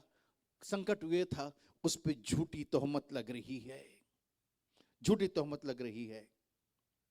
यहां लिखा हुआ है कि जो इब्रानी दास है उसके ऊपर में पोतीफर की पत्नी आरोप लगाती है कि इसने मेरे साथ में कुकर्म करने का प्रयास किया, और उसको जो है पकड़ करके कैद में डलवाए थे। आइए मिलकर पढ़े 19वां पद। अपनी पत्नी की बातें सुनकर कि तेरे दास ने मुझसे ऐसा काम किया, यूसुफ के स्वामी का कोप भड़का। 20 पद। और यूसुफ के सामने उसे पकड़ बंदीगृह में जहां राजा के कैदी बंद थे डलवा दिया, अतः वह उस बंदीगृह में रहा। यहाँ लिखा हुआ है तीसरे उसकी जिंदगी क्राइसिस आ रहा, संकट आ रहा है कि वो जो है बंधुआई में जा चला गया। गंभीर समस्या, गंभीर समस्या। और ये जो है आप देखेंगे एक राइज है समस्याओं का। पहले घर के अंदर में समस्या, मारपीट, हिंसा, कैदी के रूप में बेचे जाना, अब झूठे आरोप, और झूठे आरोप के बाद में वो जो है एक ऐसे कैद में चले गया जहां पर राजा के कैदी बंद थे। और ये जो जेल होते थे उस समय में जमीन के अंदर खोद के बनाए जाते थे, वो 4 दीवारी की जेल नहीं होती थी। अगर आप कभी आप इतिहास पढ़ें तो आपको जानकारी मिलेगी उन दिनों में, आज से 4000-5000 साल पहले जो जमीन के अंदर में जो गहरे गड्ढे होते थे उनको वो लोग डिजाइन करते थे, उसको लोग और खोदते थे गहरे में, और उससे बाहर निकलने का कोई भी रास्ता नहीं होता था। उसके अंदर में कीचड़ होता था, वहां पे पानी होता था, और उस जो है जगह में जहां पे मॉइस्चर है, जहां पे फंगस लगा हुआ है, वहां पे वो लोग पड़े रहते थे सड़ते हुए, क्योंकि उनको कोई भी आज्ञा नहीं थी कि वो ऊपर आकर जमीन के ऊपर मनुष्यों के बीच में रहें। तो उनको कीड़े मकोड़ों को जैसे जो है जमीन के अंदर, जेल के अंदर डाल देते थे, और वहां पे वे सड़ करके मर जाते थे। उनकी लाशों को निकाला नहीं जाता था। वहां पे जो ऊपर से कभी कभार भोजन फेंका जाता था जिसे वो खा के वो अपनी जिंदगी बिताते थे। और वचन में लिखा हुआ है जहां राजा की कैदी बंद थे वहां पे यूसुफ को डाल दिया गया। अब जो है वो बात है उसकी जिंदगी की समाप्ति का, ऐसा लग रहा है। आप कल्पना करें कि अब जेल के अंदर में बैठा हुआ है, उसने कुछ अपराध नहीं किया, वो निर्दोष है, पर वो जेल के अंदर बैठा हुआ है। वो सोचता होगा कि मेरे परमेश्वर ने मुझे दर्शन दिया था कि तू एक दिन शासन करेगा, पर यहां पे क्या हो रहा है, अब वो जेल के अंदर में पड़ा हुआ है। 21 पद कहता है जब वो जेल के अंदर में पड़ा हुआ है, ये जो जेल नहीं जो हम देखते हैं, वो जेल जो जमीन के अंदर में खोद करके बनाई गई है, जहाँ पे कीड़े मकोड़ों के समान अंदर में कहीं गुमनामी में, अकेले में, अंधेरे में पड़ा हुआ है। यहाँ पे लिखा हुआ है परंतु यहोवा यूसुफ के संग संग था और उस पर उसकी करुणा हुई। अब बंदीगृह के दरोगों की अनुग्रह दृष्टि उस पर हुई। बंदीगृह के दरोगों ने उस पर बंदियों के जो कार्यक्रम थे यीशु के हाथ में सौंप दिया। जो जो काम वो करते थे उसकी आज्ञा से होता था। वो बंदीगृह के अंदर में पड़ा हुआ है, वो सड़ रहा है। वहां पे जो भी खुदाइयां हो रही हैं, जो भी माइनिंग हो रही है, जो वहां से चीजें निकाली जा रही है, वहां पे अब उसका वो जो है सरदार है, उसका वो जो है लीडर है। यह लिखा हुआ है बंदी गृह में भी यहोवा उसके संग था। बंदी गृह में भी यहोवा उसके संग था।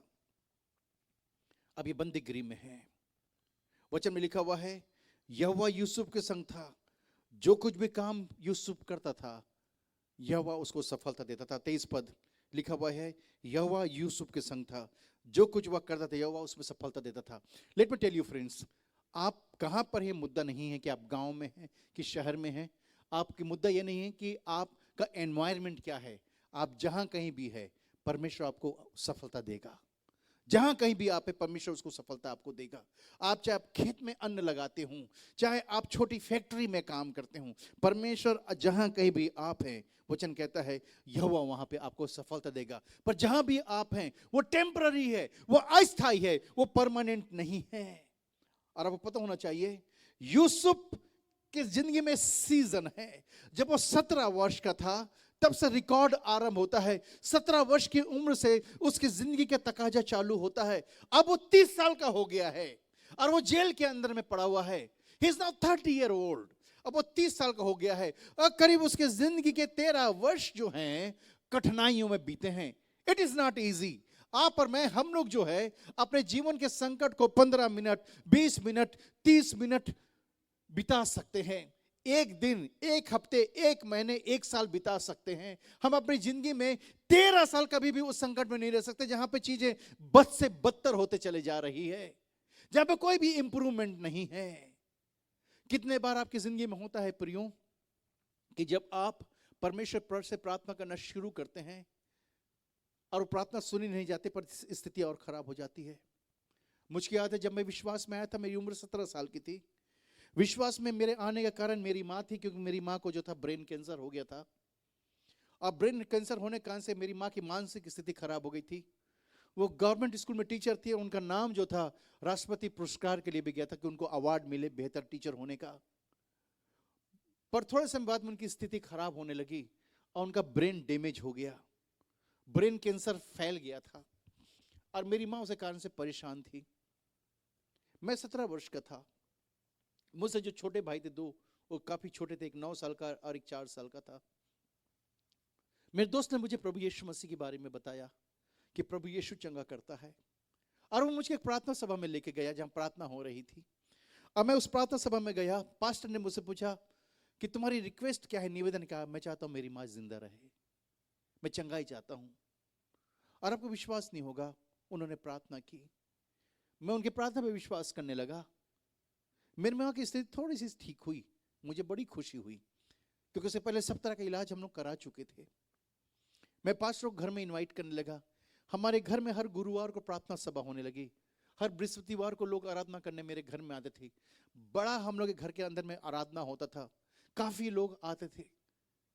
हमारे घर में चीजें बदलने लगी थी, पर अचानक से मेरी माँ की स्थिति पहले से बदतर होने लगी। हम लोग जितना प्रार्थना में जाने लगे, उतना मेरी माँ जो थी की हालत खराब होने लगी।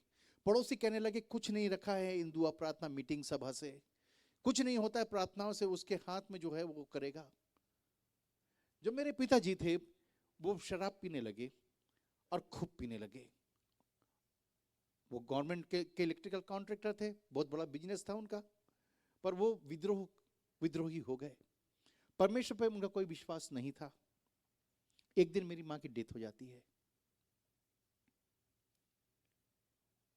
लोग मुझसे आगे कहते हैं पड़ोस के कि भैया अब ये सब बंद करो, दुआ प्रार्थना ये सब बकवास है, कुछ नहीं होता। देखो इतना प्रार्थना तो वही क्या फायदा हुआ, तुम्हारी माँ की डेथ हो गई, तुम्हारे पिताजी गलत रास्ते में चल पड़े हैं। और हम ये कहते थे कोई बात नहीं, परमेश्वर को मालूम है क्या वो करेगा। मैं रोमियो किताब 8 अध्याय का 28 पद पढ़ा था मैंने, कि सारी बातें मिलकर अंत में भलाई, विश्वासियों के लिए भलाई को उत्पन्न करती है। सारी बातें अंत में भलाई को उत्पन्न करेगी, मैं सोचता था। अब मैं विश्वास करता था। जो मेरे फादर थे, मेरे पिताजी थे, घर छोड़कर कई बार निकल जाते थे और महीनों नहीं आते थे, महीनों। और एक दिन उनकी भी मृत्यु हो गई। कल्पना करें, हम लोग छोटे छोटे बच्चे थे, अपनी जिंदगी को हम लोग चला रहे हैं। मेरा काम था रोज खाना पकाना, अपने भाइयों को खिलाना, उनको सुलाना, उठा के तैयार करना, स्कूल भेजना। फिर मैं खुद जाकर वर्कशॉप में, जो हमारी वर्कशॉप थी उसमें मैं खुद काम करता था। कठिन था ये, काफी कठिन था ये। लोग हम लोग से कहते थे, जब भी हम लोग देखते थे, हमारे पड़ोसी, हमारे कुछ मिलने वाले खूब रोते थे, बोलते थे बेटा ऊपर वाले ने तुम्हारे साथ में ठीक नहीं किया, छोटी उम्र में तुम्हारी माँ चले गई, तुम्हारे पापा चले गए, इस उम्र में जब तुमको खेलना कूदना चाहिए तो तुम जिम्मेदारी उठा रहे हो। और हम लोग ये कहते थे कि कोई बात नहीं, प्रभु बेहतर जानता है, उसको मालूम है क्या करना है, उसको मालूम है। मैं यूसुफ की परिस्थिति को इसलिए समझ सकता हूं प्रियो, क्योंकि उस परिस्थिति में होकर के गया हूं। मैंने गरीबी देखी है, मैंने बर्बादी देखी है, मैंने बीमारी देखी है, मैंने असफलताएं देखी है, मैंने माता पिता का जाना देखा है, बड़ी छोटी उम्र में अनाथ होना क्या है मैंने देखा है, भूखे रहना क्या है मैं जानता हूं। और उन परिस्थितियों में मेरा केवल एक ही बात होती थी, उसके हाथ में सब कुछ है, उसने मेरा भविष्य संभाल रखा है। यिर्मयाह 29:11 जो लिखा हुआ है, तेरे विषय में जो मैंने कल्पनाएं की उसे मैं जानता हूं, वो हानि के नहीं वरन लाभ की है। 13 साल तक यूसुफ उस परिस्थिति में था, 13 साल तक। अब वो जेल के अंदर में है, जहां पे सब कुछ अब समाप्त होने वाला है। लोगों को लग रहा होगा खत्म, इसका केस समाप्त हो गया, चैप्टर क्लोज। अब यूसुफ जो शुरू से संघर्ष करते आ रहा है कि भाइयों का डाह, मारपीट, इस्माइलियों को बेचा जाना, गुलामी, झूठा अपराध, और उसके बाद में उसको जेल, अब चैप्टर क्लोज हो चुका है। याद रखिए, यदि आपके जिंदगी में वैल्यूज हैं, यदि आपके जिंदगी में वैल्यूज को आपने महत्व दिया है प्रियो, ये बना रहेगा, ये हटेगा नहीं, ये हटेगा नहीं। आप अपनी जिंदगी में जो है सिद्धांतों को बनाइए। आप परमेश्वर पे भरोसा रखते हैं, 100% रखिए। छोटी छोटी सफलता पाने के लिए समझौता करने की कोई भी जरूरत नहीं है, कोई भी जरूरत नहीं है। और यहां पे यूसुफ ने कोई समझौता नहीं किया कि उसको चंद समय का सुकून मिल जाए। उसको छोटे समय के सुकून नहीं चाहिए थे, उसको छोटे समय का आराम नहीं चाहिए था। वो जानता था कि परमेश्वर ने मुझसे कहा है कि तू एक दिन शासक बनेगा, और वो मेरा सपना है। उसका यहाँ पे हम लोग पाते हैं कि उसका जो चरित्र है वो खिलकर निखर करके आ रहा है। अब वो जेल के अंदर में है, जहां पे उसका अब सब कुछ समाप्त होने वाला है। लोग कह रहे होंगे इसका काम तमाम हो चुका है, चैप्टर क्लोज्ड, बंद हो गया है, अब यहां से कहीं नहीं आने का। जब दुनिया सोचती है कि आपका सब कुछ समाप्त हो गया है, वही समय है जहां से परमेश्वर अपने काम को आरंभ करता है। Hallelujah. The moment people they write you up, that's a place God is going to rise you back again. जहां पे लोग कहते हैं कि इसका सब खत्म हो चुका है, अब ये गया, वही जगह है जहां से परमेश्वर फिर से उठा करके आपको खड़ा करेगा, फिर से उठा कर खड़ा करेगा। मेरा एक और स्टेटमेंट जो मैंने लिखा था अपनी लाइफ में, we will rise back again from the ashes. हम लोग धूल से फिर से उठ के खड़े होंगे, क्योंकि हम लोग विश्वासियों की जमात हैं। हम धूल से फिर से उठ के खड़े होंगे क्योंकि हम परमेश्वर के लोग हैं। हम धूल से फिर से उठ के खड़े होंगे क्योंकि हम उस प्रभु पे विश्वास करते हैं जिसको जो है मार कर दफना दिया गया था और 3 दिन बाद वो मुर्दों में से जिंदा हुआ। हम उस कौम से हैं, उस जमात से हैं, हम उस भीड़ से आते हैं जिसने खाली कब्र को देख करके कहा था कि वो जो है मुर्दा नहीं परंतु फिर से वो जिंदा है। हालेलुया। आप और मैं, हम लोग जो है फिर से उठ के खड़े होंगे। इसी कारण से वचन में लिखा हुआ है कि धर्मी जन 7 बार भी घिरे तो भी फिर से उठ के खड़ा होगा। हालेलुया। यहां पे यूसुफ को जो है अब चीजें बदल रही हैं, यूसुफ की चीजें बदल रही हैं। हम लोग पाते हैं कि यूसुफ जो 13 साल तक दुख पाता रहा, अब एक नए सीजन में जा रहा है। इस जेल के अंदर में जो 40वां अध्याय है, 40 से लेकर के 50 अध्याय, 10 अध्याय आप घर में जाकर के पढ़िए।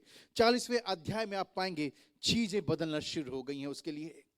अब वो जो है गंभीर संकट में है, एक ऐसे जेल में चला गया है जहां से उसकी मौत लिखी हुई है, जहां से उसकी डेड बॉडी आनी है, जहां से वो मरकर मुर्दा निकलेगा। वहां पे जो है जीवन का लिखने वाला उसे जीवन देने जा रहा है। 40 पद में लिखा हुआ है, वहां पे 2 बंदे भी थे जो लोग जो हैं वहां पे राजा के साथ में जो है काम करते थे। और उसमें एक पकाने वाला प्रधान था जो कि खाना पकाया करता था और पिलाने वाला भी था। और यहाँ पे लिखा हुआ है कि जब वो जेल के अंदर में उनको किसी झूठे अपराध में डाल दिया गया था, यहाँ पे उनसे यूसुफ की मुलाकात होती है और यूसुफ वहाँ पे उनको सपनों का अर्थ बताता है। बाइबल बताती है 41वें पद में कि फिरौन उस समय में स्वप्नों को देख रहा है और ये पिलाने खिलाने वाला आदमी है, वहां पे यूसुफ के बारे में जानकारी लेकर के आ रहा है और वो जानकारी दे रहा है। किनको जानकारी दे रहा है?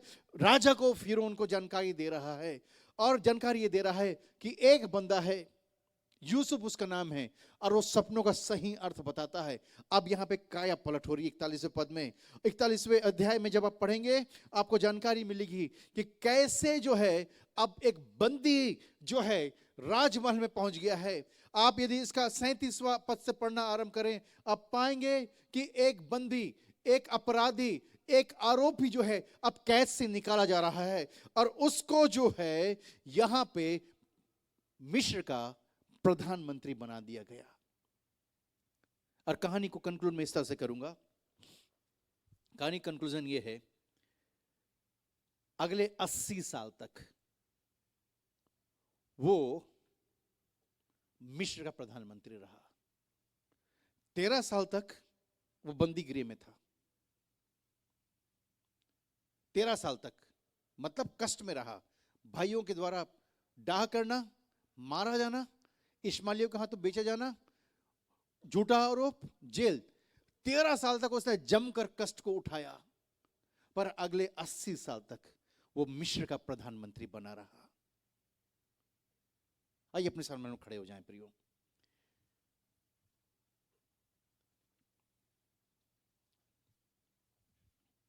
यूसुफ की जिंदगी से हम लोग 4 चीज देखेंगे।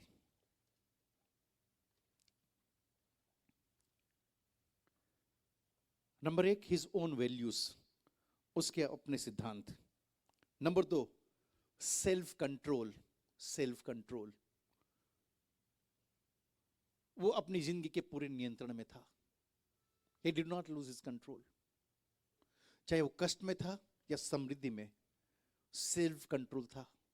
उसने एडवांटेज नहीं लिया, वो अपने मजे के लिए उसने ही जी रहा था। नंबर 3, कंपैशन, वो तरस से भरा हुआ था, वो दयालु था, वो दया से भरा हुआ था। नंबर 4, सेंस ऑफ पर्पस, उसकी जिंदगी में उसको अपने उद्देश्य मालूम थे। अगर आप इस स्टेटमेंट को देखते हैं, empowering youth for better future, आप यूसुफ से इन 4 बातों को लीजिए।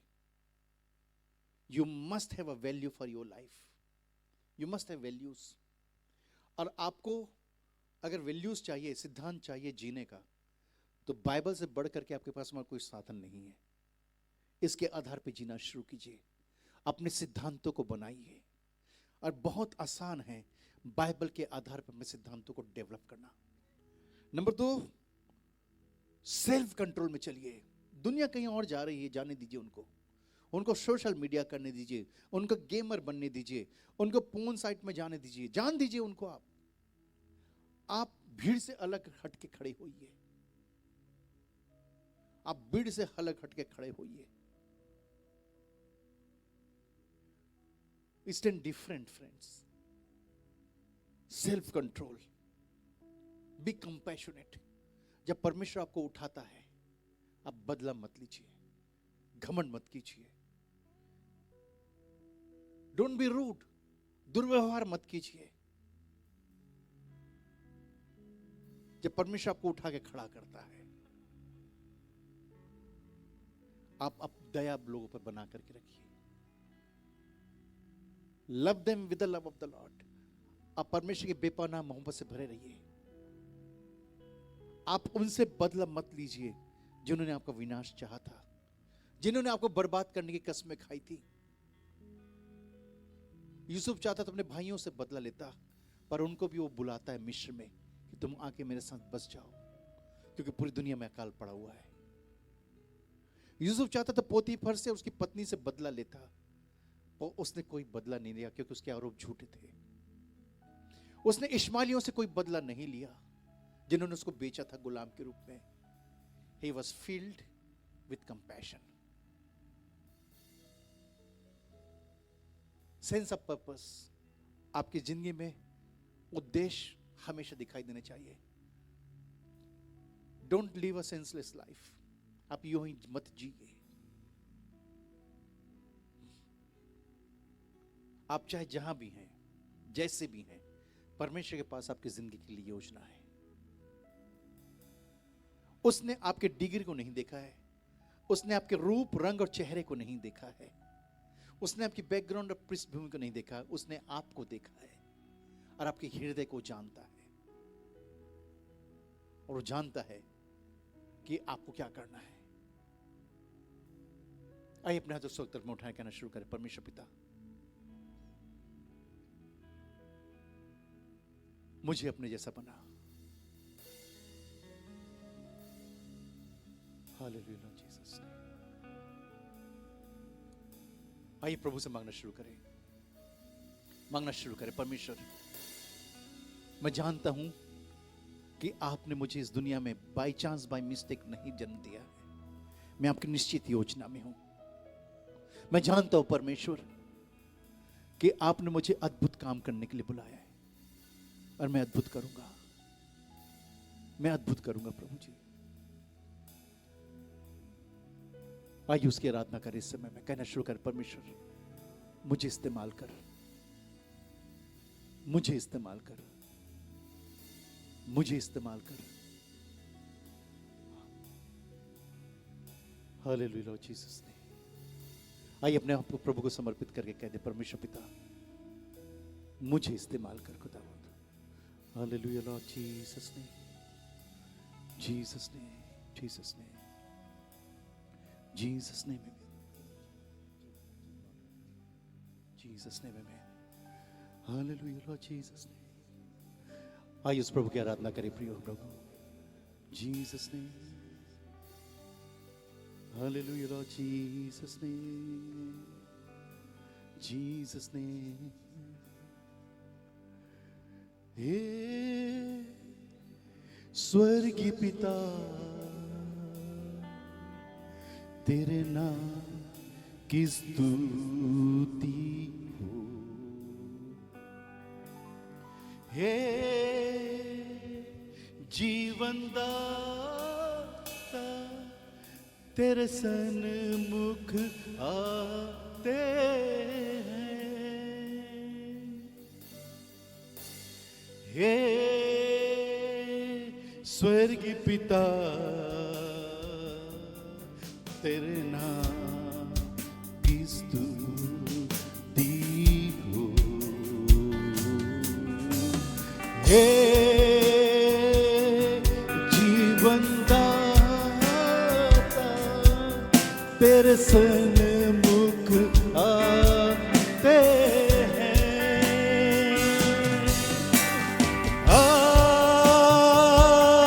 आराधना,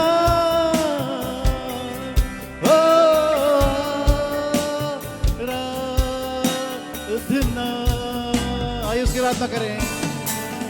आराधना,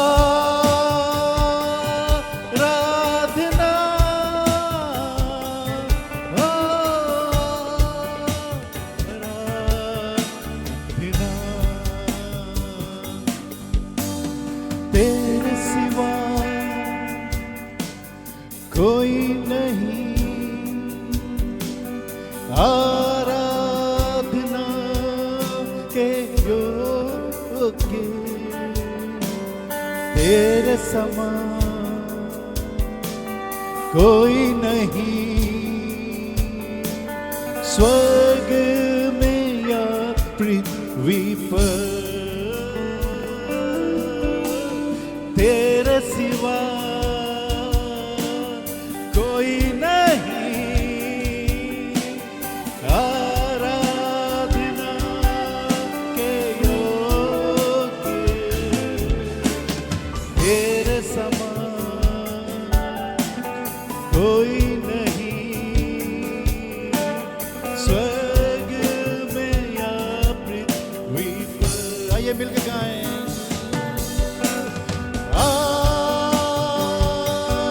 आराधना,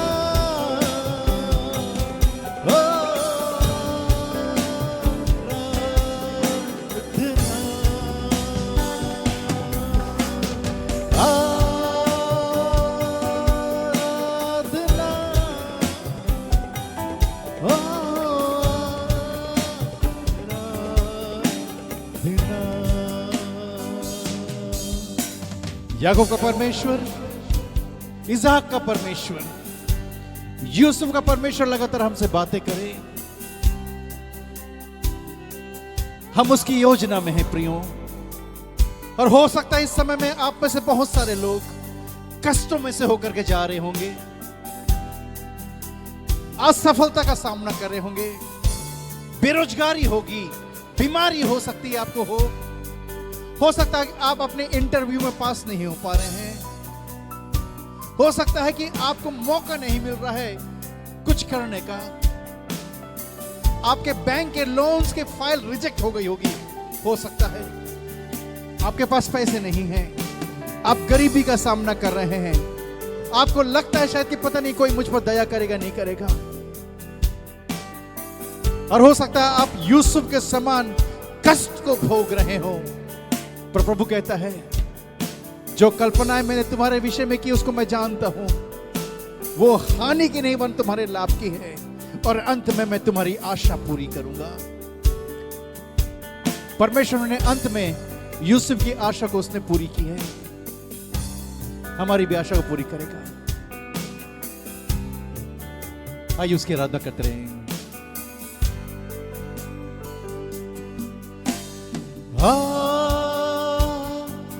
आराधना,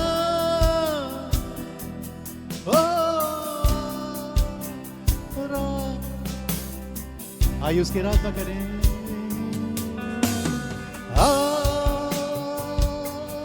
आराधना,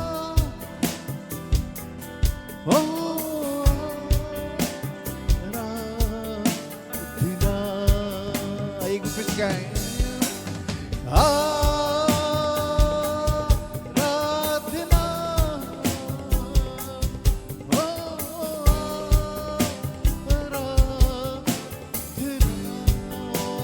हो।